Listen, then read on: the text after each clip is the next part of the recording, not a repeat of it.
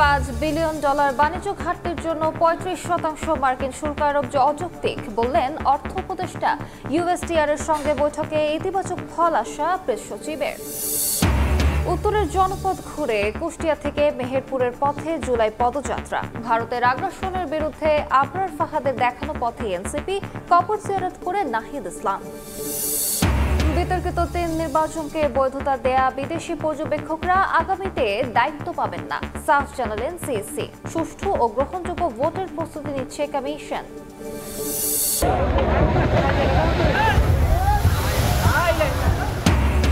পদ্মায় তীব্র ভাঙন, জাজিরায় নদীগর্ভে বিলীন বহু ঘরবাড়ি, জিওব্যাগ ফেলে রক্ষার চেষ্টা পানি উন্নয়ন বোর্ডের। রেকর্ড বৃষ্টিতে ডুবল ফেনী, পটুয়াখালী, চরমভোগান্তি।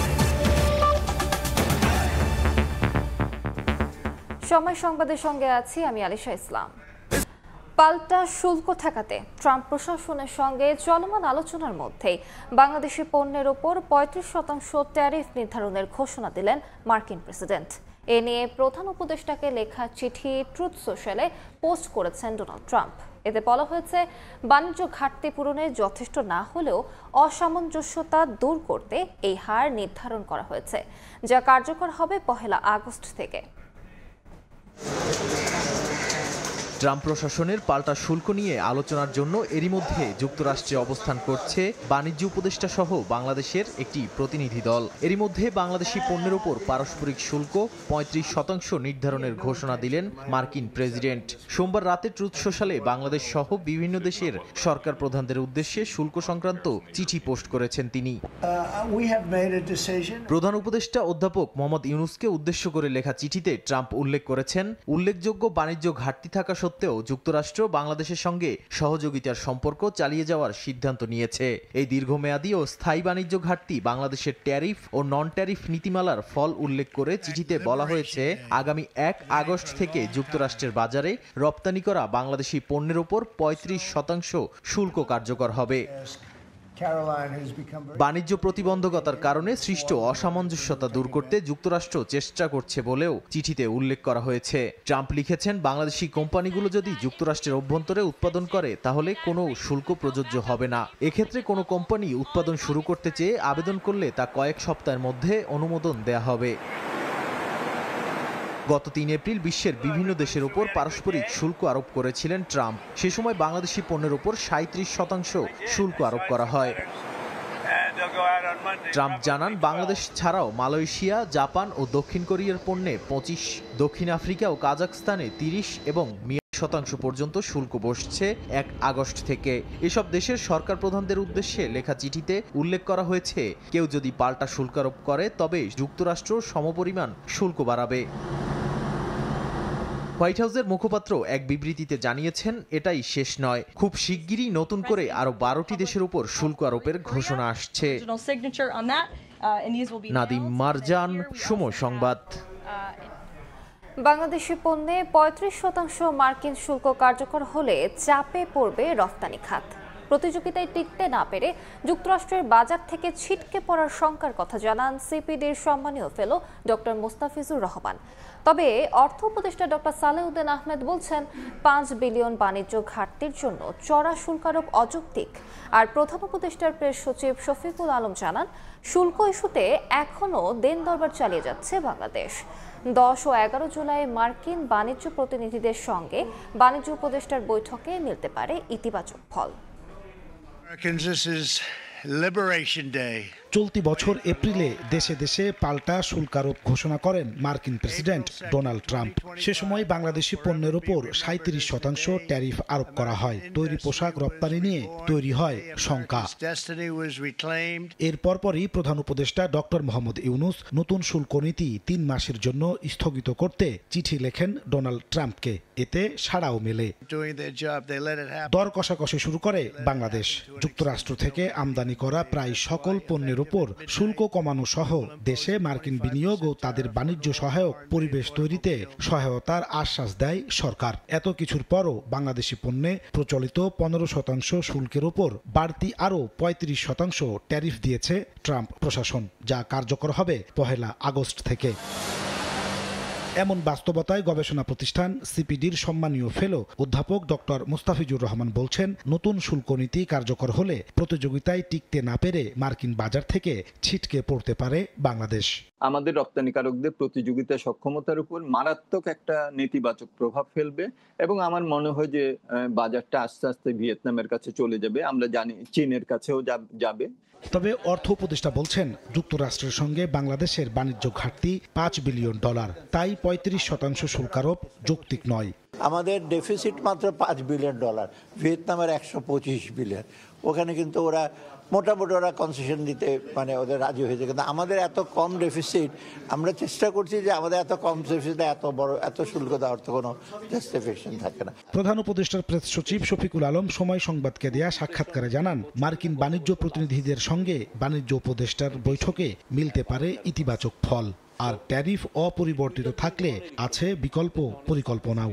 আমরা আশা করি ট্যারিফ নেগোসিয়েশনটা এমন একটা কনক্লুশন হবে যার দ্বারা আমরা এবং ইউএস দুইটা কান্ট্রি উইন উইন হবে। আমরা যে শুধু ইউএস এর উপরই ডিপেন্ডেন্ট তা না, ইউরোপিয়ান ইউনিয়নের সমস্ত দেশেই আমরা পাঠাচ্ছি, নতুন নতুন মার্কেট এমার্জ করতেছে, আমরা জাপানে প্রচুর পাঠাচ্ছি, সাউথ কোরিয়ায় পাঠাচ্ছি। আমরা আশা করছি যে আমরা যে কোনো ধরনের হেডউইন্ড যেটাই আসুক সেটাকে আমরা ফেস করতে পারবো। এছাড়া তৈরি পোশাকের উপর নির্ভরশীলতা কমাতে রফতানি পণ্যে বৈচিত্র্য আনতে কাজ করছে সরকার। আমরা খুব নিবিড়ভাবে করেছি। নাজমুস সালেহী, সময় সংবাদ, ঢাকা। এসেছে আষাঢ়, বাদল দিনে প্রকৃতি সেজেছে সবুজের সমারোহে।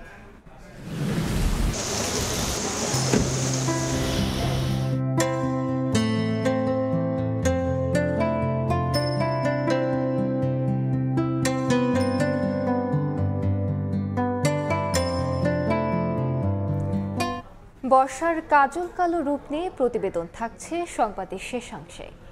উত্তরাঞ্চল ঘুরে পশ্চিমাঞ্চলে জাতীয় নাগরিক পার্টির দেশ করতে জুলাই পদযাত্রা। ভারতের আগ্রাসনের বিরুদ্ধে শহীদ আবরার ফাহাদের দেখানো পথেই হাঁটছে এনসিপি। কুষ্টিয়ায় কবর জিয়ারতের পর সব পথসভায় এ কথা বলেছেন দলটির আহ্বায়ক নাহিদ ইসলাম। পথসভায় নতুন বাংলাদেশ গড়ার প্রত্যয় জানান নেতাকর্মীরা।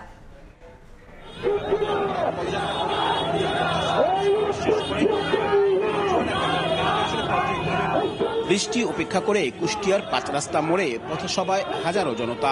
জাতীয় নাগরিক পার্টির দেশ গড়তে জুলাই পদযাত্রা উত্তরাঞ্চল ঘুরে এবার পশ্চিমাঞ্চলে। শহরের বিভিন্ন স্থান থেকে মোটর বাইক কিংবা ছোট ছোট ট্রাকে করে হাজির এনসিপি নেতাকর্মীরা। স্লোগানে মুখর পুরো এলাকা।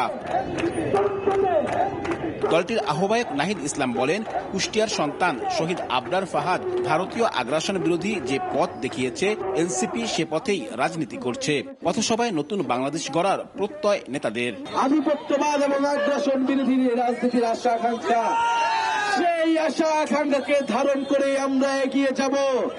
আমরা ভারতীয় আধিপত্যবাদের বিরুদ্ধে আবরার ফাহাদের পথ ধরে লড়াই করেছি।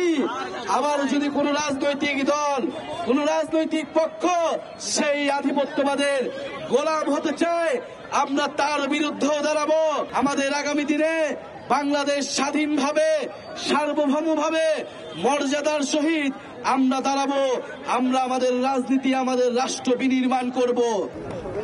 এর আগে এনসিপি নেতারা আবরার ফাহাদের বাবা ও মায়ের উপস্থিতিতে তার কবর জিয়ারত করেন। পরে কুষ্টিয়ার পথসভা শেষ করে মেহেরপুরে যান নেতারা। আব্দুল্লাহ আল মামুন রুবেল, সময় সংবাদ। দেশ করতে এনসিপির জুলাই পদযাত্রা এখন মেহেরপুরে। এই মুহূর্তে পথসভায় কথা বলছেন নেতারা, সরাসরি যাচ্ছে সেখানে।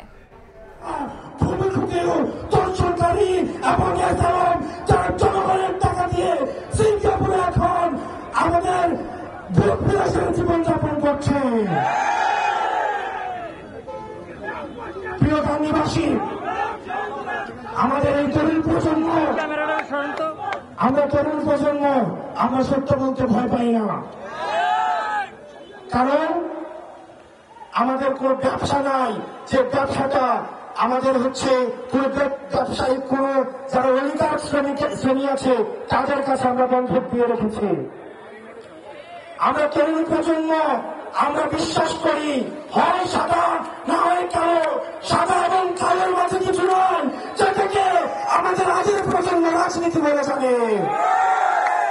আমাদের তরুণ প্রজন্ম, আমাদের আগের প্রজন্ম, তারা ধনদাবিকে নাম দিয়েছে কৌশল, তারা মিথ্যাকে নাম দিয়েছে রাজনীতি, তারা প্রতারণাকে নাম দিয়েছে তারা স্ট্র্যাটেজি।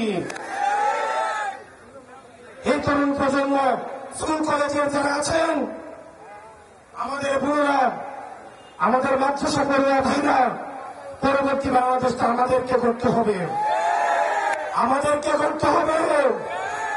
আমরা এমন কারো হাতে দেশটা তুলে দিতে পারবো না যারা জনগণ বিচ্ছিন্ন। আপনারা গাঙ্গীবাসী, আপনারা এনসিপির সাথে থাকেন, আপনাদের যদি মনে হয় এনসিপি কোনো ভুল করছে, এনসিপি বাংলাদেশের বিপক্ষে অবস্থান নিয়েছে, তাহলে আপনারা এনসিপিকে মাথা থেকে চুরে ফেলে দিতে দুইবার ভাববেন না। কোন দেশের গোলামি, কোন দলের গোলামি, কোন ব্যক্তির গোলামি করার কোন প্রয়োজন নাই। গাঙ্গীবাসী, আপনারা অ্যাডভোকেট শাকিল ভাইকে হাতকে শক্তিশালী করেন, ওনাকে সমর্থন দিয়ে এনসিপিকে শক্তিশালী করেন। আমরা এনসিপি সংস্কারে এবং সংসদে আমরা বাংলাদেশের ইতিবাচক পরিবর্তন করব। সরাসরি যুক্ত ছিলাম মেহেরপুরে, কথা বলছেন হাসনাত আব্দুল্লাহ। নির্বাচন সামনে রেখে দেশ জুড়ে সাংগঠনিক ভিত্তি জোরদার করতে কার্যক্রম চালাচ্ছে এনসিপি। জেলা উপজেলা পর্যায়ে গঠিত হয়েছে ২৫০ শতাধিক কমিটি, বাকিগুলো দ্রুত শেষ করার চেষ্টা চলছে। এরই মধ্যে সম্ভাব্য প্রার্থীদের মাঠ গোছানোর নির্দেশনা দিয়েছে দলের হাইকমান্ড।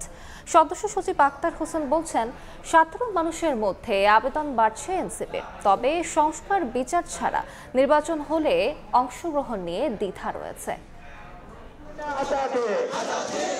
জুলাই গণ অভ্যুত্থানের নেতৃত্ব দেওয়া তরুণদের দল জাতীয় নাগরিক পার্টি এনসিপি আত্মপ্রকাশের পর পেরিয়েছে ৪ মাস। এখন সাংগঠনিকভাবে গুছিয়ে ওঠার চেষ্টায় দলটি। আত্মপ্রকাশের পর থেকেই হত্যাযজ্ঞের বিচার, জুলাই সনদ ও সংস্কার নিয়ে সোচ্চার এনসিপি। দলটির আন্দোলনের মুখে এরই মধ্যে আওয়ামী লীগের কার্যক্রম নিষিদ্ধ করেছে অন্তর্বর্তী সরকার। সারা দেশে সংগঠন ছড়িয়ে দিতে তৃণমূল চষে বেড়াচ্ছেন শীর্ষ নেতারা। জুলাই মাস জুড়ে শুরু হয়েছে দলটির জুলাই পদযাত্রা, যাতে সাধারণ মানুষের উপস্থিতি নজর কেড়েছে রাজনৈতিক মহলে। এরই মধ্যে ৩৪টি জেলা কমিটি ও ১৯০টি উপজেলা কমিটি গঠিত হয়েছে। সারা দেশে কমিটি গঠন শেষ হবে দ্রুতই। পাশাপাশি যুব সংগঠন সহ পেশাভিত্তিক বিভিন্ন উইং গড়ে তুলছে এনসিপি। সম্প্রতি রাজনৈতিক দল হিসেবে নিবন্ধন চেয়ে নির্বাচন কমিশনে আবেদন করেছে দলটি। দলীয় প্রতীক হিসেবে চেয়েছে শাপলা। এরই মধ্যে আগামী জাতীয় নির্বাচনে সম্ভাব্য প্রার্থীদের মাঠ গোছানোর নির্দেশনা দিয়েছে এনসিপির হাইকমান্ড। নিবন্ধনের সকল যে কাগজপত্র, দলিল, দস্তাবেজ যা যা লাগে তা সব কিছুই আমরা নির্বাচন কমিশনের কাছে অলরেডি জমা দিয়েছি। নির্বাচনের প্রিপারেশন আমরা নিচ্ছি, আমরা প্রত্যেক জেলা জেলা ধরেই কাজ করছি। সদস্য সচিব আখতার হোসেন বলছেন, তৃণমূলে আবেদন বাড়ছে এনসিপির, সাধারণের কাছে পৌঁছাতে নেওয়া হচ্ছে কর্মসূচি। তবে সংস্কার বিচার ছাড়া নির্বাচন হলে অংশ নেওয়া নিয়ে দ্বিধা রয়েছে। এনসিপি সারা দেশে খুব অল্প সময়ের মধ্যে যতটুকু পরিমাণ বিস্তার করতে পেরেছে, খুব অল্প সময়ের মধ্যে সামনেও আমরা সকলের কাছে আমরা পৌঁছে যেতে পারবো বলে আমরা আশাবাদী। সংস্কারবিহীন নির্বাচন, বিচারবিহীন একটা নির্বাচন, জুলাই সনদ, জুলাই ঘোষণাপত্রবিহীন একটা নির্বাচনের দিকে যদি সরকার ধাবিত হয়, সেই নির্বাচনে জাতীয় নাগরিক পার্টি এনসিপি আদতে অংশগ্রহণ করবে কিনা সে নিয়ে আমাদের মধ্যে দ্বিধা রয়েছে। সংসদ নির্বাচনের সঙ্গে সংবিধান সংস্কারে গণপরিষদ নির্বাচনের দাবি জানিয়ে আসছে এনসিপি। হাসান ওয়ালি, সময় সংবাদ, ঢাকা। সামাজিক মাধ্যমে পরিকল্পিতভাবে বিএনপির নামে অপপ্রচার চালানো হচ্ছে বলে অভিযোগ করেছেন বিএনপির যুগ্ম মহাসচিব রুহুল কবির রিজভী। দুপুরে রাজধানীর নয়াপল্টনে বিএনপির কেন্দ্রীয় কার্যালয়ে জরুরি সংবাদ সম্মেলনে তিনি এই কথা বলেন। প্রশাসনিক স্থবিরতার কারণে মব কালচার বেড়েছে মন্তব্য করে রিজভী বলেন, আইনশৃঙ্খলা বাহিনীর নির্বিকার আচরণের কারণে জনগণ নিরাপত্তা সংকটে ভুগছে। বিএনপির পক্ষ থেকে দুষ্কৃতিকারীদের বিরুদ্ধে ব্যবস্থা নেওয়ার অনুরোধ করা হচ্ছে দাবি করে তিনি বলেন, আওয়ামী লীগের আন্ডারগ্রাউন্ড কর্মকাণ্ড সামাজিক স্থিতিশীলতা নষ্ট করছে। এ সময় পুলিশের পোশাক পরে কর্মী সভায় বক্তব্য রাখার সমালোচনা করেন রুহুল কবির রিজভী। সুপ্রিয় সাংবাদিক ভাই ও বোনেরা, প্রশাসনিক স্থবিরতার কারণেই মব কালচারের প্রকোপ বৃদ্ধি পাচ্ছে। জনগণের এখন জীবন মরণের প্রশ্ন।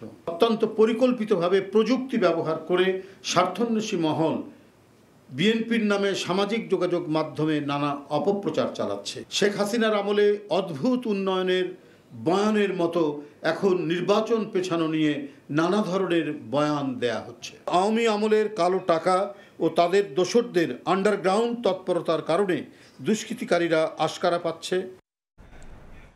বিএনপি মহাসচিব মির্জা ফখরুল ইসলাম আলমগীরের সঙ্গে সৌজন্য সাক্ষাৎ করেছেন ঢাকায় নিযুক্ত চীনের রাষ্ট্রদূত ইয়াও ওয়েন।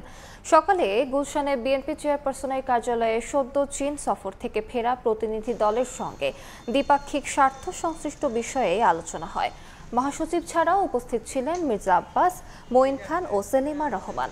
গত 22 জুন চীনের কমিউনিস্ট পার্টির আমন্ত্রণে মির্জা ফখরুলের নেতৃত্বে 9 সদস্যের প্রতিনিধি দল চীন সফর করে। 28 জুন দেশে ফিরে বিএনপি মহাসচিব জানান, এই সফরের মধ্য দিয়ে কমিউনিস্ট পার্টির সঙ্গে বিএনপির সম্পর্ক আরও শক্তিশালী হয়েছে।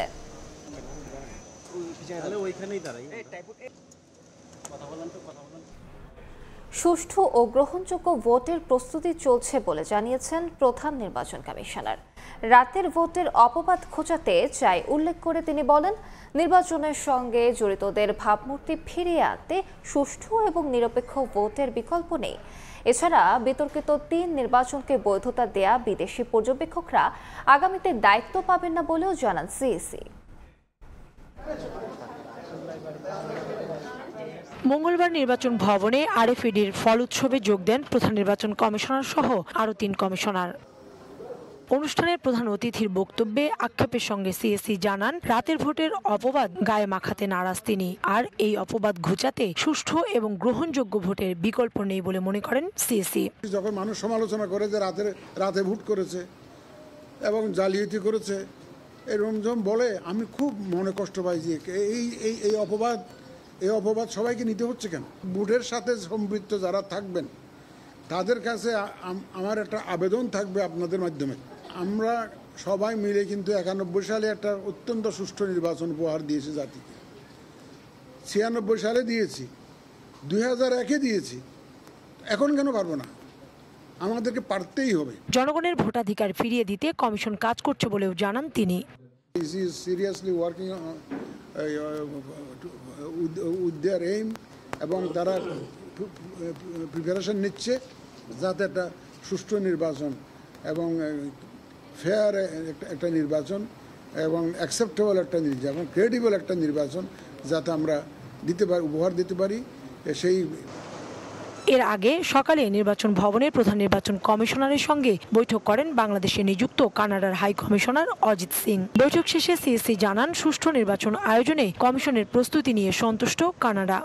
আমি ফরেন অবজার্ভারের কথা বলছি, যাদের এক্সপেরিয়েন্স আছে বিভিন্ন দেশে, তারা হয়তো ইলেকশন অবজার্ভ করেছে, সুতরাং ওই ধরনেরই আমরা নিব, মাইনাস দোজ যারা আগের 3টা নির্বাচনকে যারা সার্টিফিকেট দিয়েছে। যে সমস্ত পর্যবেক্ষক গত 3টা নির্বাচনকে সার্টিফিকেট দিয়েছে যে খুব সুন্দর নির্বাচন হয়েছে, অ্যাকসেপ্টেবল ক্রেডিবল নির্বাচন হয়েছে, তো তাদেরকে কি আমাদের নেওয়া উচিত? গত 3 নির্বাচনকে বৈধতা দেয়া বিদেশি পর্যবেক্ষকরা দায়িত্ব পাবেন না উল্লেখ করে সিএসি জানান, আগামী জাতীয় নির্বাচন পর্যবেক্ষণে যুক্তরাষ্ট্র সহ অনেক দেশই চিঠি দিয়েছে। যেদিন ভোট হবে তার 2 মাস আগে আপনাদেরকে জানিয়ে দেব। কাউসার চৌধুরী কুমু, সময় সংবাদ, ঢাকা। তত্ত্বাবধায়ক সরকার ব্যবস্থা বিলুপ্ত করা সংবিধানের ৫৫ সংশোধনীর অংশ বাতিল ও যে কোনো সংশোধনী আনতে গণভোটের বিধান পুনরুজ্জীবিত করে হাইকোর্টের পূর্ণাঙ্গ রায় প্রকাশ হয়েছে। বিচারপতি ফারাহ মাহবুব ও বিচারপতি দেবাশিস রায়চৌধুরীর স্বাক্ষরের পর ১৩৯ পৃষ্ঠার পূর্ণাঙ্গ এই রায় প্রকাশ করা হয়। এর আগে গত বছরের ১৭ ডিসেম্বর বহুল আলোচিত তত্ত্বাবধায়ক সরকার ব্যবস্থা বাতিল সহ সংবিধানের ৫৫ সংশোধনীতে আনা কয়েকটি বিষয় অবৈধ ঘোষণা করে রায় দেন হাইকোর্ট। একই সঙ্গে সংবিধানের গণভোটের বিধান ফিরিয়ে আনেন আদালত। রায় পর্যবেক্ষণে আদালত বলেন, গণতন্ত্র সংবিধানের মৌলিক কাঠামোর অংশ। এটি বিকশিত হয় হয় অবাধ, সুষ্ঠু ও নিরপেক্ষ এবং প্রভাবমুক্ত নির্বাচনের মধ্য দিয়ে। বিগত 3টি সংসদ নির্বাচনে জনগণের ইচ্ছার প্রতিফলন হয়নি। দলীয় সরকারের অধীনে সুষ্ঠু নির্বাচনের আত্মবিশ্বাস জনগণের মধ্যে জন্ম নেয়নি, যার ফলশ্রুতিতে হয়েছে জুলাই গণ অভ্যুত্থান। রায় হাইকোর্ট বলেছেন, তত্ত্বাবধায়ক সরকার ব্যবস্থা জনগণের অভিপ্রায় অনুযায়ী সংবিধানে অন্তর্ভুক্ত হয়েছিল। এটি সংবিধানের মৌলিক কাঠামোর অংশে পরিণত হয়েছে। শেখ হাসিনা ও তার পরিবারের বিরুদ্ধে ডজন খানেক দুর্নীতির অভিযোগের অনুসন্ধান চলছে বলে জানিয়েছে দুদক। তবে বিদেশে থাকা সম্পদের তথ্য পেতে সমস্যা হওয়ায় মামলা পরবর্তী পদক্ষেপ নিতে বিলম্ব হচ্ছে বলে জানিয়েছেন সংস্থাটির মহাপরিচালক আক্তার হোসেন। এদিকে দুর্নীতি ও চাঁদাবাজির অভিযোগে কুমিল্লার সাবেক এমপি আবুল কালাম আজাদের বিরুদ্ধে অনুসন্ধান শুরু করেছে দুদক।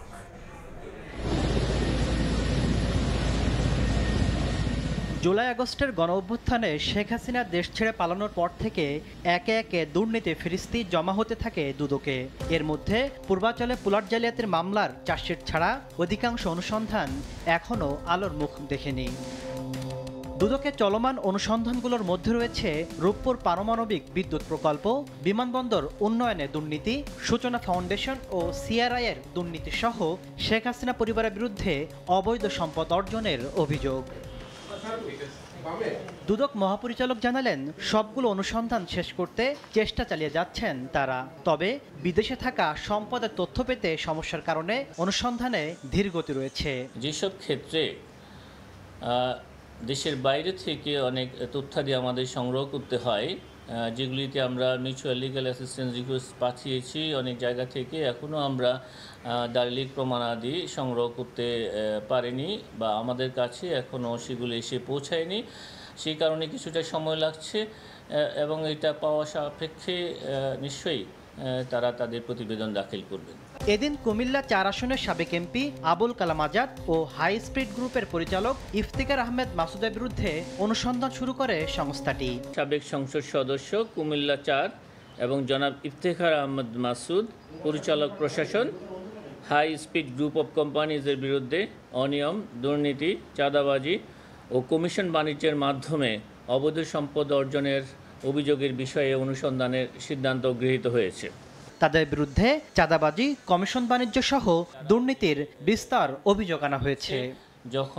তাসলিম তৌহিদ, সময় সংবাদ, ঢাকা। সময় সংবাদে আরো থাকছে। রাজধানীর যাত্রাবাড়িতে গ্রিল কেটে বাসায় ঢুকে ডাকাতদের তাণ্ডব, বৃদ্ধ দম্পতিকে মারধর করে অর্থ স্বর্ণালংকার লুট, স্বামীর মৃত্যু, স্ত্রী গুরুতর আহত।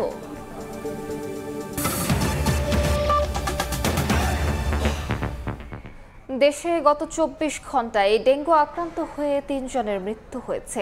একই সময়ে হাসপাতালে ভর্তি হয়েছেন 425 জন। ঢাকা উত্তর সিটিতে 2 জন এবং খুলনা বিভাগে 1 জনের মৃত্যু হয়েছে।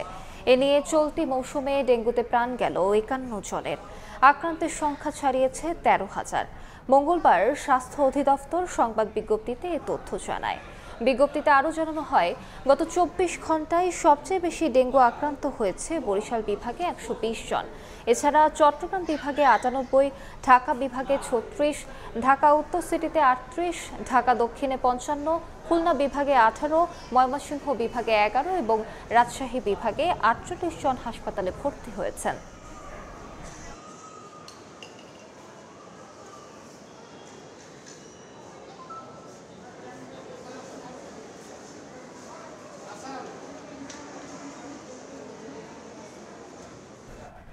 বঙ্গোপসাগরে সৃষ্ট লঘুচাপের প্রভাবে উপকূল সহ বিভিন্ন জেলায় বৃষ্টি হচ্ছে।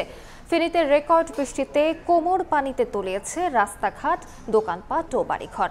কক্সবাজারে 50টি গ্রাম পানিতে তলিয়ে গেছে। 5 শতাধিক মানুষ আশ্রয় কেন্দ্রে অবস্থান করছেন। নোয়াখালী ও পটুয়াখালীতে নিচু এলাকায় জলাবদ্ধতায় ভোগান্তি চরমে।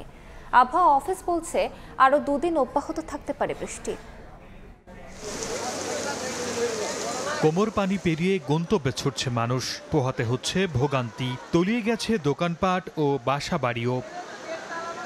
বঙ্গোপসাগরে সৃষ্ট লঘুচাপের প্রভাবে সারা দেশে অবিরাম বর্ষণ। সোমবার রাত থেকে ফেনীতে মুষলধারে বৃষ্টি হচ্ছে।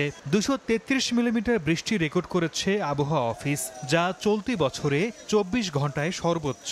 এর প্রভাবে শহরজুড়ে জলাবদ্ধতার এমন ভয়াবহ রূপ। রামপুর শাহিন একাডেমি, পাঠানবাড়ি, নাজির রোড, পেট্রোবাংলা রোড সহ বিভিন্ন এলাকা তলিয়ে দুর্ভোগ চরমে বাসিন্দাদের। বেড়েছে সীমান্তবর্তী 3 নদী মুহুরী, কহুয়া, সিলোনিয়ার পানীয়। 15 মিনিটের মধ্যে পানি উঠে সব ধ্বংস হয়ে গেছে ভাই। আমরা লক্ষ লক্ষ টাকা আমাদের শেষ। গত বছর যে ক্ষতি হয়েছে এই পর্যন্ত আমরা এই ক্ষতি পোষায় না আনতে এবছর আবার সেম একই অবস্থা। খালটা হওয়ার কারণে আজকে 8-10 বছর যাবত এই কষ্টটা জনগণ করতেছে। ভারী বৃষ্টিতে কক্সবাজারের টেকনাফ উপজেলার অন্তত 50টি গ্রামে জলাবদ্ধতা দেখা দিয়েছে। এতে প্রায় 50,000 মানুষ পানিবন্দী হয়ে পড়েছেন। বাড়িঘরে পানি ওঠায় 500-র বেশি মানুষ ঠাঁই নিয়েছেন আশ্রয় কেন্দ্রে।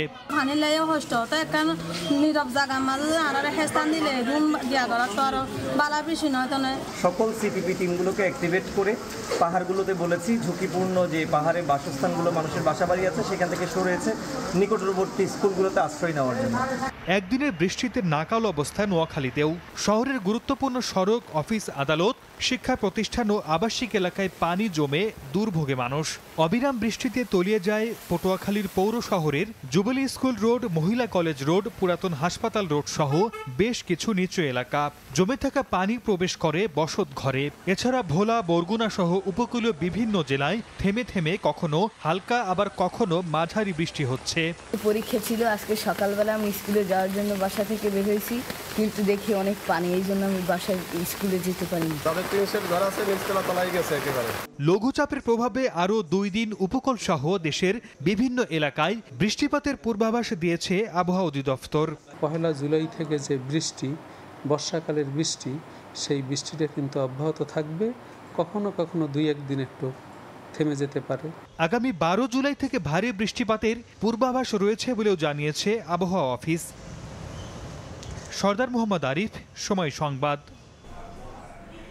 জলাবদ্ধতার খবর জানাতে এই মুহূর্তে ফেনীতে আছেন সহকর্মী আতিয়ার সজল এবং নোয়াখালীতে আছেন সাইফুল্লাহ কামরুল। সরাসরি প্রথমে যাচ্ছি সজলের কাছে। সজল, সাগরের সৃষ্ট লঘুচাপের কারণে গত 24 ঘন্টায় কিন্তু ফেনীতে রেকর্ড পরিমাণ বৃষ্টিপাত হয়েছে। আবহাওয়া অধিদপ্তর যেটা বলছেন, গতকাল বিকাল 3টা থেকে আজ বিকাল 3টা পর্যন্ত 406 মিলিমিটার বৃষ্টিপাত রেকর্ড করেছে। এবং এই যে বৃষ্টিপাত, এই বৃষ্টিপাতের কারণেই কিন্তু ফেনীর বিভিন্ন অংশে দেখা দিয়েছে জলাবদ্ধতা। আমরা এখন রয়েছি শহরের অন্যতম যে সড়ক শহীদুল্লাহ কায়সার সড়ক, এবং এটা ফায়ার সার্ভিসের সামনেই। এখানে দেখতে পাচ্ছেন যে পানির এমন অবস্থা, এটি হয়তো দেখে মনে হতে পারে জোয়ারের পানি কিংবা পাহাড়ের উজান থেকে নেমে আসা কোনো পাহাড়ের ঢলের পানি। আসলে না, এটি হচ্ছে বৃষ্টিপাতের কারণে যে পানি, সেটি কিন্তু যে জলবদ্ধতার রূপ নিয়েছে। আর এর অন্যতম কারণ হিসেবে ফেনীবাসী যেটা মনে করছে, ফেনী পৌরসভা কর্তৃপক্ষ যারা রয়েছেন বিগত কয়েক বছর, প্রায় 8-10 বছর ধরে এখানে কিন্তু এমন জলবদ্ধতা প্রায় হচ্ছে। কারণ হচ্ছে জলবদ্ধতার অন্যতম কারণ হিসেবে স্থানীয়রা যেটা দায়ী করছেন সেটা পৌরসভাকে। পৌরসভা যেখানে দখল মুক্ত করার কথা, সেখানেই ফেনীর যে শহরের যে খালগুলো রয়েছে, নালাগুলো রয়েছে, এগুলোর মধ্যে অন্যতম হচ্ছে পাগলীছড়া, দমদমা খাল সহ আরও কিছু খাল রয়েছে। সে সকল খালের শহরের বিভিন্ন অংশে পৌরসভা নিজেরাই দোকান করে সেগুলো ভাড়া দিয়েছে, এবং সেই পৌরসভার যে দখলকৃত বা নির্মিত যে দোকানগুলো, তার কারণেই কিন্তু এরপর থেকেই বর্ষা হলে প্রতি বছর একাধিকবার এমন জলবদ্ধতায় পড়তে হয়। এজন্য স্থানীয়দের মধ্যে একটি ক্ষোভ বিরাজ করছে যে পৌরসভা যেখানে উচ্ছেদ করার কথা, কিন্তু সেখানে উচ্ছেদ না করে তারা স্বয়ং দখলদার হয়ে এমন জলবদ্ধতা সৃষ্টি করছে। তারা দাবি জানিয়েছেন যে সকল স্থানে পৌরসভা নিজেই দখল করে আছে। এছাড়াও বিভিন্ন ভূমিদস্যু বা দখলদাররা যারা উচ্ছেদ করে আছে, দখল করে আছে, সে সকল দখলদারকে উচ্ছেদ করে ফেনীবাসীকে দখলমুক্ত করার বা এখন জলবদ্ধতা মুক্ত করার। আপনাকে যদি বলি, ফেনীর যে মুহুরী নদীর পানি, সেখানে কিন্তু পানি উন্নয়ন বোর্ড বলছে মুহুরী নদীর পানি বর্তমানে বিপদসীমার 77 সেন্টিমিটার উপর দিয়ে প্রবাহিত হচ্ছে, এবং সিলোনিয়া পয়েন্টে কিন্তু সেখানে একটি জায়গায় ভেঙেছে, গদানগর নামক স্থানে সেখানে ভেঙে কিন্তু লোকালয়ে পানি ঢুকছে। সব মিলে যদি আপনাকে বলি, লোকালয়ে যে পানি ঢোকা, সেটি কিন্তু মানুষের মধ্যে আতঙ্ক ছড়াচ্ছে। পানি উন্নয়ন বলছে যে মানুষকে একটু সতর্ক অবস্থানে থাকার জন্য, কারণ জানেন গত বছরের আগস্টে কিন্তু ভয়াবহ বন্যা হয়েছিল। সেটি হচ্ছে মুহুরী নদীর যে বন্যা নিয়ন্ত্রণ বাঁধ, সেখানে 102টি স্থানে ভেঙেছিল এবং ভারতের উজান থেকে নেমে আসা পানির তোড়েই কিন্তু গত বছর একাধিক যে ভয়াবহ বন্যার কবলে পড়েছিল। শুধু ফেনী নয়, নোয়াখালী, লক্ষ্মীপুর এবং কুমিল্লার একটা অংশে সেখানে কিন্তু এমন বন্যার কবলে তাদেরকে পড়তে হয়েছিল, যার কারণে কিন্তু এখনও মানুষের ভিতরে আতঙ্ক কাজ করছে এবং মুহুরী নদীর পানি বাড়তে শুরু করেছে, বৃষ্টির পানিও বাড়ছে। সব মিলেই কিন্তু আপনাদেরকে যদি বলি যে মানুষকে সতর্ক হতে জেলা প্রশাসন তারা বলছেন যে কিছুটা সতর্ক অবস্থানে থাকার জন্য, এবং সতর্ক অবস্থানে থেকে বন্যার যদি দেখা দেয় তাহলে কিছুটা ক্ষতি কম পুষিয়ে নেওয়া যায় এজন্য। এবং স্থানীয় যে প্রশাসন এবং জেলা প্রশাসন বলছে মানুষকে আতঙ্কিত না হয়ে তারা যেন সতর্ক অবস্থানে থাকে। যদি মুহুরী নদীর পানি একাধিক স্থানে ভাঙে তাহলে আবারও একটি বন্যার কবলে ফেনীবাসী পড়তে পারে। এই ছিল আমার কাছে এখান থেকে সবশেষ। আমরা এখন চলে যাব নোয়াখালীতে, সেখানকার বন্যা পরিস্থিতি বা সেখানে জলবদ্ধতার অবস্থা জানাবেন আমাদের সহকর্মী সাইফুল্লাহ কামরুল। জেলা প্রশাসক কার্যালয় থেকে আমাদেরকে জানিয়েছেন যে আবহাওয়া অফিস তাদেরকে জানিয়েছে গতকাল থেকে গত 24 ঘন্টা আজ বিকেল 3টা পর্যন্ত এখানে প্রায় 158 মিলিমিটার বৃষ্টি হয়েছে। এই বৃষ্টির প্রভাবের কারণে নোয়াখালী জেলা প্রশাসক কার্যালয়, পুলিশ সুপারের কার্যালয় এবং গণপূর্ত বিভাগ, সার্কিট হাউস রোড সহ শহরের নোয়াখালী পৌরসভার অধিকাংশ গুরুত্বপূর্ণ স্থান জলবদ্ধতায় নির্মিত হয়েছে। এখানকার এখনো গুড়ি গুড়ি বৃষ্টি হচ্ছে। এই আপনারা জানেন গত বছর যে আমাদের এই নোয়াখালীতে ভয়াবহ বন্যা হয়েছে, এই বন্যার পর জেলা প্রশাসনের পক্ষ থেকে বারবার এখানে পানি নিষ্কাশনের যে খালগুলো যে অবৈধ দখলদাররা দখল করে রেখেছে সেই খালগুলো পরিষ্কার করার জন্য একাধিক মিটিং করেছেন। নোয়াখালীর জেলা প্রশাসক খন্দকার ইশতিয়াক আহমেদ আমাদেরকে জানিয়েছেন এই খালগুলো অপসারণ করার জন্য এবং অবৈধ দখলদারদেরকে উচ্ছেদের জন্য জেলা প্রশাসন একাধিক মিটিং করেছেন এবং কয়েকটি স্থানে উচ্ছেদ অভিযান পরিচালনা করে কিছু উচ্ছেদ করলেও কিন্তু বড় আকারে যে দখলগুলো আছে সেই পরিমাণ পান না থাকার কারণে সেভাবে উচ্ছেদ অভিযান পরিচালনা করা যায়নি। এইবারের বন্যা যদি সামনে যে বর্ষা আছে সেই বর্ষায় আরো ভয়াবহ বন্যার আশঙ্কা রয়েছে এবং এইবারের বন্যা গতবারের বন্যাকেও হার মানাতে পারে বলে এখানকার মানুষ অনেকে জানিয়েছেন। এই বৃষ্টির প্রভাবের কারণে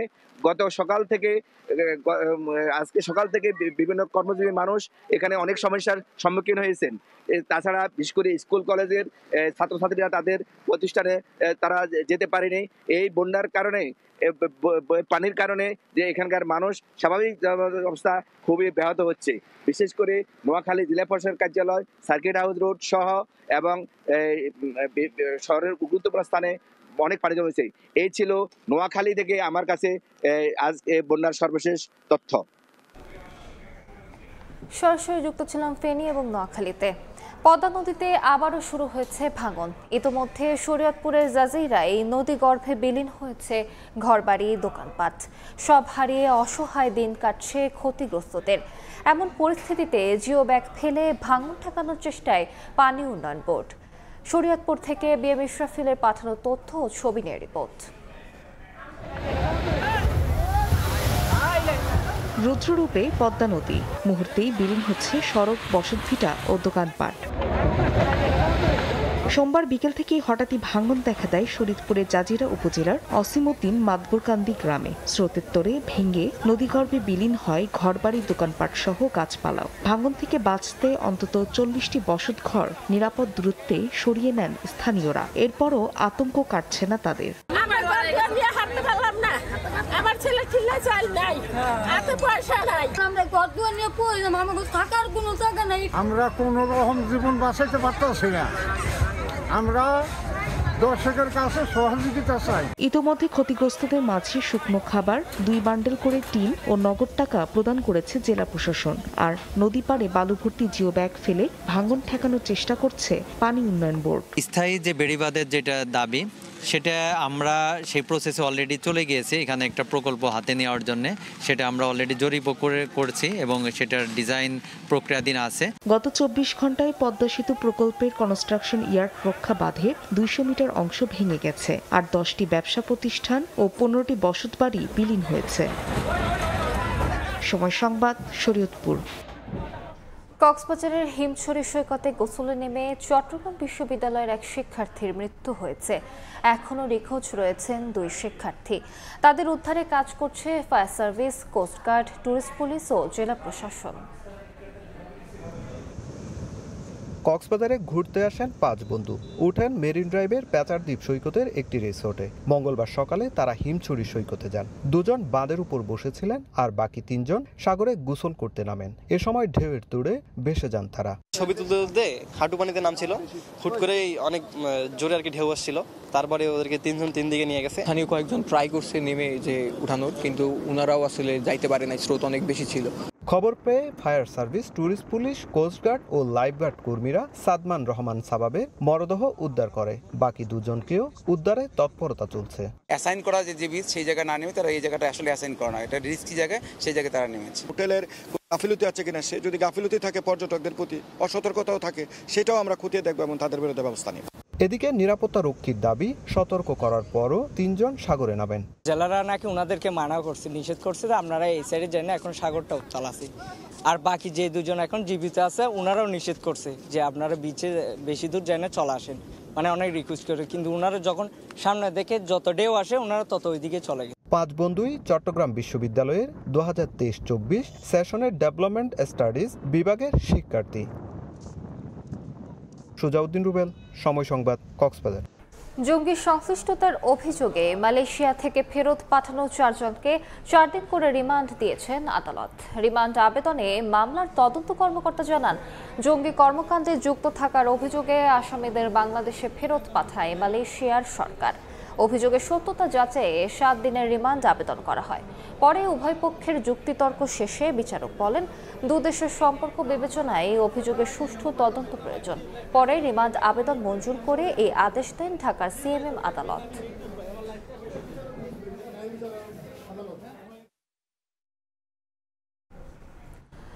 রাজধানীর যাত্রাবাড়ি এলাকার একটি বাসায় গ্রিল কেটে দুর্ধর্ষ ডাকাতির ঘটনা ঘটেছে। ডাকাতের মারধরে মারা গেছেন বৃদ্ধ বাড়িওয়ালা। আহত হয়ে হাসপাতালে ভর্তি আছেন তার স্ত্রী। ঘটনাস্থল পরিদর্শন করে পুলিশ বলছে, চক্রটির 4 জন ঢুকেছিল বাসায়। তাদের শনাক্ত ও আটকের চেষ্টা চলছে। রাজধানী যাত্রাবাড়ির বিবির বাগিচা এলাকায় নিজের 5 তলা বাড়ির 2য় তলায় থাকেন 80 বছর বয়সী ইসমাইল হোসেন খান ও তার স্ত্রী সালেহা বেগম। মঙ্গলবার ভোরে জানলার গ্রিল কেটে ঘরে ঢুকে একদল ডাকাত ধারালো অস্ত্রের মুখে জিম্মি করে ফেলে দম্পতিকে। বাসার সবকিছু তছনছ করে শুরু করে লুটপাট। এক পর্যায়ে ডাকাত সদস্যরা চলে গেলে বাড়িওয়ালির চিৎকার শুনে পাশের ভাড়াটিয়ারা এসে দেখেন বিছানায় উপর হয়ে পড়ে আছেন ইসমাইল। খবর পেয়ে ঘটনাস্থলে ছুটে আসে স্বজন ও যাত্রাবাড়ি থানা পুলিশ। 2 জনকে উদ্ধার করে নিয়ে যায় ঢাকা মেডিকেল কলেজ হাসপাতালে। সেখানে ইসমাইল হোসেনকে মৃত ঘোষণা করেন চিকিৎসক। ভর্তি করা হয় সালেহা বেগমকে। যাইতে ধরে চাবি চাইতেছে, একদম চিল্লাবি না, চিল্লাইলে কলম একবারে জব করে আলাম। জানার মধ্যেই এটা দূরের শোন না, এখানে এলাকায় এখানে গাজা বাবা সব এখানে ছড়াই গেছে, এরা সম্পূর্ণ করে। এরা যেই করছে ঘটনাটা, তারা এখানে হয়তো আপনার পরিকল্পনা করেই করছে। ডাকাতি করলে ডাকাতি করে সে চলে যাবে, যাপদের নিয়ে টিয়া যাবে, কিন্তু মারার কথা নেই। এভাবে যে মানুষের জান কেড়ে নেবে, এই তো নরপশুষের কাজ। পুলিশ বলছে, গ্রিল কেটে বাসাটিতে ঢুকেছিল 4 জন। তাদের শনাক্ত ও আটকের চেষ্টা চলছে। যতটুকু মনে হচ্ছে তারা কিছু একটা নিতে আসছে, তারা বাসায় কিছু নিতে আসছে। তারা নাকি 4 জন ঢুকছিল। অনেক বড় এলাকা, পুলিশের গাড়ি ঢুকার স্পেস নাই, যার কারণে ম্যানুয়ালি যতটুকু দেখার চেষ্টা করা যায় ততটুকু পুলিশ ব্যবস্থা নিচ্ছে। ইসমাইল সালেহা দম্পতির 5 ছেলের মধ্যে 4 জনই ইতালি প্রবাসী। হায়দার আলী, সময় সংবাদ, ঢাকা। এশিয়ান ক্লিয়ারিং ইউনিয়ন আকুর মাধ্যমে 2 মাসের আমদানি ব্যয় $200 কোটি পরিশোধের পর আবারও রিজার্ভ নেমেছে $3000 কোটি নিচে। যদিও BPM-6 অনুযায়ী বৈদেশিক মুদ্রার মজুদ $2445 কোটি। বাংলাদেশ ব্যাংক বলছে, রিজার্ভ $3000 কোটি নিচে নামলেও যেভাবে রেমিটেন্স বাড়ছে তাতে পরবর্তী আকু পেমেন্টের আগেই শক্ত অবস্থানে থাকবে রিজার্ভ। সার্কভুক্ত 7টি দেশ এবং মিয়ানমার ও ইরান এশিয়ান ক্লিয়ারিং ইউনিয়ন বা আকুর মাধ্যমে নিজেদের মধ্যে বাণিজ্যিক লেনদেন করে। মে ও জুন মাসের আমদানি ব্যয় বাবদ এই ইউনিয়নে বাংলাদেশ পরিশোধ করেছে $219 কোটি, যা গেল 3 বছরের মধ্যে সর্বোচ্চ দ্বিমাসিক আকু পেমেন্ট। সোমবার $200 কোটি বেশি পরিশোধের পর রিজার্ভ আবারও নেমেছে $3000 কোটি নিচে। এতে রিজার্ভ ঠেকেছে $2952 কোটি। IMF এর হিসাব পদ্ধতি BPM-6 অনুযায়ী যা $2445 কোটি। স্লাইটলি কমেছে আমরা 30-এর নিচে নামতে চাই না, অবস্থা আমাদেরকে নামিয়েছে, আবার আমরা উঠে যাব। প্রতিবারে যে $2 বিলিয়ন পেমেন্ট করতে হবে কোনো কথা নেই, এবার একটু বেশি হয়েছে, এর আগেরটা হয়তো 1.8 ছিল, সামনে যদি 1.7 হয় ইরোশনটা আরো কম হবে। বাংলাদেশ ব্যাংক মুখপাত্র বললেন, আমদানি ব্যয় পরিশোধ বাড়ায় দেশের অর্থনীতি সক্ষমতা বৃদ্ধির প্রমাণ মিলতে শুরু করেছে। ইম্পোর্ট বেশি করতে হচ্ছে, এই জন্য দুশ্চিন্তা হওয়ার কোনো কারণ নেই, কারণ এক্সপোর্ট ইম্পোর্ট মিলেই হচ্ছে আপনার ট্রেড। অর্থাৎ যত বেশি আপনার এরকম ট্রানজ্যাকশন হবে তত আপনার আর্থিক সক্ষমতা সৃষ্টি হবে। 2 মাসে একবার আকুর বিল পরিশোধ করে বাংলাদেশ ব্যাংক। এর আগে গেল 7 মে, মার্চ, এপ্রিলের বিল বাবদ $188 কোটি পরিশোধ করেছিল। সাইফুল ইসলাম, সময় সংবাদ, ঢাকা। হাওরের সংকট মোকাবেলায় মাস্টার প্ল্যান সংশোধন সহ 4টি নীতিগত সিদ্ধান্ত গ্রহণ করা হয়েছে বলে জানিয়েছেন পরিবেশ উপদেষ্টা সৈয়দা রিজওয়ানা হাসান। সকালে ঢাকা রিপোর্টার্স ইউনিটি মিলনায়তনে হাওর সংকট ও সম্ভাবনা শীর্ষক সেমিনারে এই কথা জানান তিনি। বলেন, হাওর সংরক্ষণে মাস্টার প্ল্যান, হাওর ট্যুরিজম বাস্তবায়ন সহ আরও কয়েকটি সিদ্ধান্ত নেওয়া হয়েছে। এছাড়া হাওর শ্রমিকদের স্বাস্থ্য সুরক্ষার বিষয়ে গুরুত্ব আরোপ করেন তিনি। যেহেতু সব সমস্যারই সমাধান আছে, আমি কয়েকটা দলিলের কথা এখানে আপনাদেরকে বলবো। 4টা নীতিগত দলিল। একটা হচ্ছে হাওর মাস্টার প্ল্যান। এই কাজটা শুরু হয়েছিল 2023 সালে এবং সাম্প্রতিক সময়ে এই মাস্টার প্ল্যানের খসড়াটা সরকারের পক্ষ থেকে চূড়ান্ত করেছে। আমরা হাওরের ট্যুরিজম নিয়ন্ত্রণে সুরক্ষা আদেশের খসড়াটা প্রস্তুত করছি। এগুলোর ক্ষেত্রে কিন্তু পর্যটকদেরকেও একটু সতর্ক হতে হবে। এটা প্রকৃতিকে দেখবার জন্য ট্যুরিজম, এখানে তো গান শুনবার জন্য, পার্টি করার জন্য, বারবিকিউ করার জন্য এই ট্যুরিজম না। বাংলাদেশে জাতিসংঘের মানবাধিকার বিষয়ক অফিস স্থাপনের সিদ্ধান্তের প্রতিবাদে মানববন্ধন করেছে জাতীয় ওলামা মাশায়েখ আইম্মা পরিষদ। সকালে রাজধানীর জাতীয় প্রেস ক্লাবের সামনে কর্মসূচি পালন করেন তারা। মানববন্ধনে বক্তারা বলেন, মধ্যপ্রাচ্য সহ বিশ্বব্যাপী মুসলিম সম্প্রদায়ের ওপর নিপীড়নের পরও সেসব জায়গায় নিশ্চুপ ভূমিকা পালন করেছে জাতিসংঘ। উল্টো বাংলাদেশে সংখ্যাগরিষ্ঠ মানুষের মূল্যবোধকে প্রশ্নবিদ্ধ করে জাতিসংঘ মানবাধিকার বিষয়ক অফিস স্থাপনের উদ্যোগ নেওয়া হয়েছে। এমন বিতর্কিত কর্মকাণ্ড বন্ধ না হলে সামনে তীব্র আন্দোলনের হুঁশিয়ারি বক্তাদের। 1994 সালের বিদ্রোহে চাকরি হারানো ব্যাটালিয়ন আনসার সদস্যরা চাকরি পুনর্বহালের দাবিতে আমরণ অনশন করছেন। 10 দিন ধরে খিলগাঁও আনসার সদর দফতরের সামনে আমরণ অনশন করে আসছেন তারা। এরই মধ্যে অনশনরতদের মধ্যে 3 জনের অবস্থা আশঙ্কাজনক হওয়ায় তাদের ঢাকা মেডিকেল কলেজ হাসপাতালে ভর্তি করা হয়েছে। 2018 সালে সুপ্রিম কোর্টের রায়ের পরেও তাদের পুনরায় নিয়োগ না দেওয়ায় বছরের পর বছর কষ্ট আর অনিশ্চয়তার মধ্যে জীবন কাটাচ্ছেন বলে দাবি করেন চাকরিচ্যুত সাবেক আনসার সদস্যরা। চালের দামে কারসাজি রোধে চট্টগ্রামে পাহাড়তলী চালের পাইকারি বাজারে অভিযান চালিয়েছে ভোক্তা অধিকার সংরক্ষণ অধিদপ্তর। এ সময় ওজনে কম দেয়া ব্র্যান্ডের বস্তা নকল করে চাল বিক্রি এবং মূল্য তালিকা হালনাগাদ না করায় 2টি প্রতিষ্ঠানকে 1,10,000 টাকা জরিমানা করা হয়। রেকর্ড উৎপাদন ও আমদানির পরও অস্থির চালের বাজারে লাগাম টানতে চট্টগ্রামের পাহাড়তলী চালের পাইকারি বাজারে মঙ্গলবার অভিযানে নামে ভোক্তা অধিকার সংরক্ষণ অধিদপ্তর। এই সময় পাইকারি দোকান, গুদামগুলোতে চাহিদার তুলনায় চালের সরবরাহ, মজুদ ও মোকাম থেকে কেনা ক্রয় রসিদ যাচাই বাছাই করেন ভোক্তা অধিকারের কর্মকর্তারা। মোকাম থেকে চালের দাম বেশি পড়ার পাশাপাশি পরিবহন খরচ বেড়ে যাওয়ার দাবি করেন ব্যবসায়ীরা। অভিযানে পাহাড়তলী বাজারে চালের দাম বাড়ানোর কোনো কারসাজি না পেলেও ওজনে কম দেওয়া, ব্র্যান্ডের বস্তা নকল করে চাল বিক্রি এবং মূল্য তালিকা হালনাগাদ না করায় 2টি প্রতিষ্ঠানকে জরিমানা করা হয়। এসিআই সহ বেশ কিছু চালের ব্র্যান্ডের বস্তা আমরা দেখতে পেয়েছি। এই বস্তাগুলির ভিতরে তারা আসলে সাধারণ চাল ভরে বিক্রি করছে এবং তারা স্বীকার করেছে যে এই চালটা আসলে ইন্ডিয়ান চাল। অপরাধ স্বীকার করে মিল মালিকদের উপর দোষ চাপালেন ব্যবসায়ীরা। এখানে তো আমাদের কোনো হাত নাই, আমরা মিলাদের থেকে যেরকম আনি সেরকমই। ওটা আমি বস্তা আপনার ওই এসিআই থেকে নবাব ঢুকাইয়ার ওটা বিক্রি করতেছি। চালের বাজারে কারসাজি রোধে অভিযান অব্যাহত রাখার কথা জানান ভোক্তা অধিকার সংরক্ষণ অধিদপ্তর। ফেরদৌস লিপি, সময় সংবাদ, চট্টগ্রাম। দেশের বাইরের খবর। যুক্তরাষ্ট্রের টেক্সাসে ভয়াবহ বন্যায় মৃতের সংখ্যা 100 ছাড়িয়েছে। নদীর পানি বেড়ে মুহূর্তে গ্রাস করে নেয় ক্যাম্প, পার্ক, মানুষের জীবন। আবহাওয়া দফতরের আগাম সতর্কতার পরও কেন এত প্রাণহানি? কেন ক্যাম্প থেকে সময় মতো সরিয়ে নেওয়া হয়নি শতাধিক শিশুকে? প্রশ্ন উঠছে প্রস্তুতির ঘাটতি নিয়েও। এর মাঝেই বন্যার প্রসঙ্গ উত্তাপ ছড়াচ্ছে স্থানীয় রাজনীতিতে। যুক্তরাষ্ট্রের টেক্সাসের হিল কাউন্টি অঞ্চলের গুয়াদালুপ নদী, যেটির পাশের পার্ক ছুটির দিনে মুখর হয়ে ওঠে শিশুসহ নানা বয়সী মানুষের সমাগমে। স্থানীয় সময় শুক্রবার ভোরে মাত্র 3 ঘন্টায় নদীর পানি 2 মিটার থেকে বেড়ে দাঁড়ায় 9 মিটারে, যা ছিল পানি বৃদ্ধির দ্বিতীয় সর্বোচ্চ রেকর্ড। স্থানীয় এক বাসিন্দা জানান, শুধু কেরভিলেই শিশুসহ অর্ধশত মানুষ প্রাণ হারিয়েছেন। নিখোঁজ আছেন অনেকে। উদ্ধার অভিযান চালাচ্ছেন 19টি স্থানীয় ও কেন্দ্রীয় সংস্থা। অ্যাকুওয়েদারের প্রধান জানিয়েছেন, বন্যার আগাম সতর্কতা 3 ঘন্টা আগেই জারি হয়েছিল। কিন্তু প্রশ্ন হলো, যারা শিশুদের দায়িত্বে ছিলেন তারা সতর্কতাগুলো দেখে কি ব্যবস্থা নিয়েছিলেন? স্থানীয়রা জানান, গভীর রাতে বেশিরভাগ মানুষ যখন ঘুমিয়েছিলেন তখনই পানির ঢল নামে। শিশুদের মধ্যে কেউ কেউ সাহায্যের জন্য ডেকেছিল, বাকিরা ভেসে গেছে।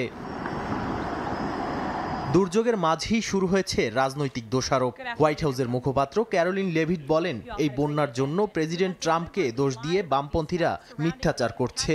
ন্যাশনাল ওয়েদার সার্ভিস সময়মতো সতর্কবার্তা দিয়েছিল, তাই ট্রাম্প প্রশাসন দোষী নয়। এদিকে ট্রাম্প শুক্রবার কেরভিল যাবেন বলে জানিয়েছে হোয়াইট হাউস। ডেমোক্র্যাটরা বলছেন, পূর্বাভাস দেওয়ার ক্ষেত্রে ন্যাশনাল ওয়েদার সার্ভিসের বাজেট কাটছাটের প্রভাব ছিল কিনা তা খতিয়ে দেখতে হবে। নাদিম মারজান, সময় সংবাদ। সিরিজ নির্ধারণী ওয়ানডেতে বাংলাদেশের বিপক্ষে টস জিতে ব্যাট করছে লঙ্কানরা।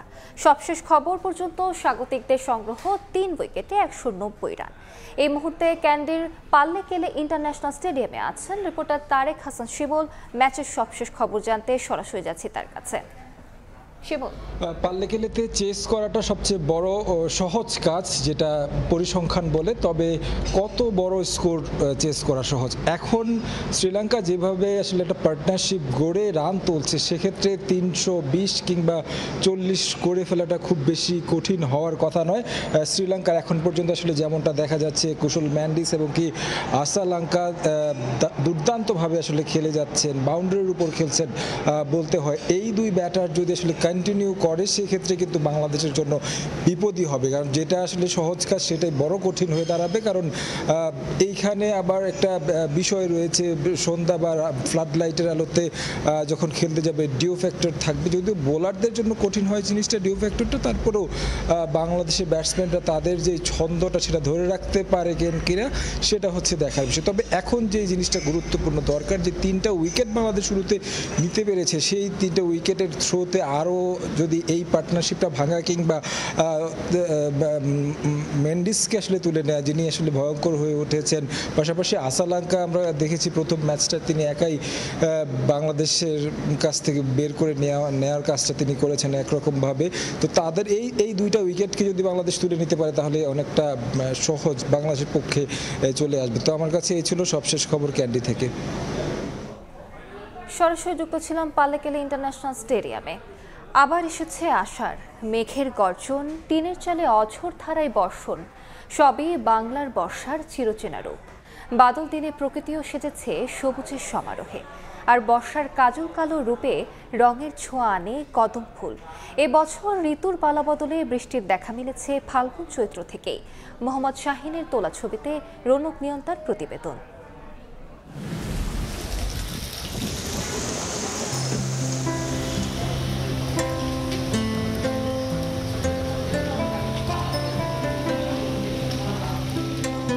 আকাশে কালো মেঘের ডানায় ভর করে আসা এক পশলা বৃষ্টি জানান দেয় এসেছে বর্ষা। সেই বৃষ্টির জলরাশি বেয়ে নাকে আসে সোদা মাটির গন্ধ। সবকিছুতেই নতুনের আহ্বান, প্রাণের উচ্ছ্বাস।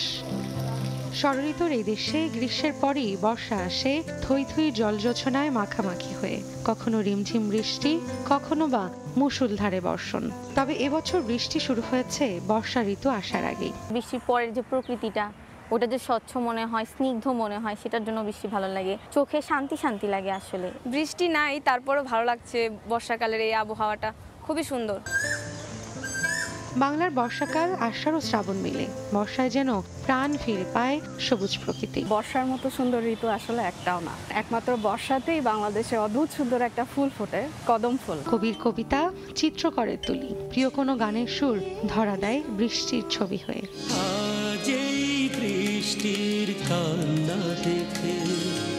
কেবল শিল্প সাহিত্যেই নয়, বাঙালির জীবনের সঙ্গে মিশে আছে বর্ষা।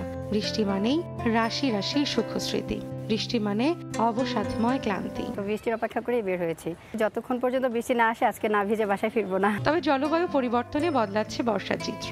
আষাঢ় শ্রাবণের অঝোর ধারায় বর্ষণ দেখা যায় কম।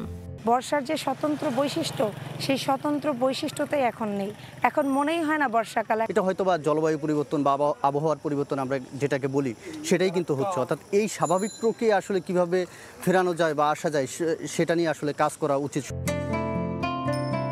শুভ্রতা ছড়াচ্ছে বর্ষার কদম। কবিদের কল্পনায় বর্ষা এক অনিন্দ সুন্দর সৃষ্টি। বর্ষার কোমলতা মানুষের হৃদয়কে যেভাবে ছুঁয়ে যায়, বাংলার আর কোনো ঋতু হয়তো সেভাবে ছুঁয়ে যায় না। বর্ষাতেই যেন প্রকৃতির পরিপূর্ণতা। বর্ষার ধারায় শুদ্ধ হোক প্রতিটি মানব মন।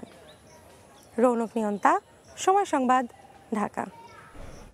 এ পর্যায়ে শীর্ষ সংবাদ জানিয়ে দিচ্ছি আরেকবার। $5 বিলিয়ন বাণিজ্য ঘাটতির জন্য 35% মার্কিন শুল্ক আরোপ অযৌক্তিক বললেন অর্থ উপদেষ্টা। ইউএসটিআর এর সঙ্গে বৈঠকে ইতিবাচক ফল আসা প্রেস সচিবের। ভারতের আগ্রাসনের বিরুদ্ধে আবরার ফাহাদের দেখানো পথেই হাঁটছে এনসিপি।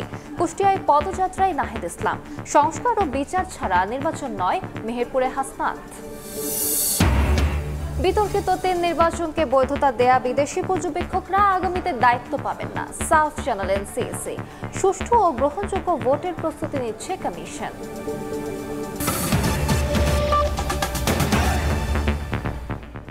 এ ছিল সময় সংবাদে, সঙ্গে থাকুন সময়।